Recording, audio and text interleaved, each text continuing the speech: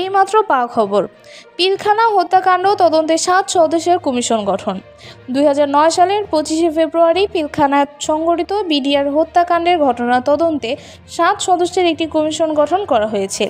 স্বরাষ্ট্র উপদেষ্টা lieutenant general of Jahangir Alam Chowdhury জানিয়েছেন, এই কমিশনে বিজিবির সাবেক মহাপরিচালক ALM ফজলুর রহমানকে সভাপতি করা হয়েছে। কমিশনে সামরিক বাহিনীর 2 জন সদস্য, সিভিল সার্ভিসের একজন প্রতিনিধি এবং ঢাকা ও জগন্নাথ বিশ্ববিদ্যালয়ের 2 জন শিক্ষক রয়েছেন।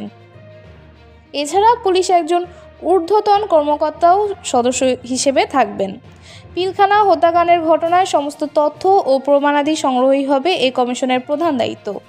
এছাড়া সাম্প্রতিক রোহিঙ্গা অনুপ্রবেশ ও সীমান্ত পরিস্থিতি নিয়ে সাংবাদিকের প্রশ্নের উত্তরে স্বরাষ্ট্র উপদেষ্টা জানান, রোহিঙ্গা প্রবেশের বিষয়ে বিজিবি কাজ করেছে, তবে সীমান্ত পরিস্থিতি জটিল হয়ে পড়ছে, কারণ মিয়ানমারের বর্ডার এখন আরাকান আর্মির দখলে।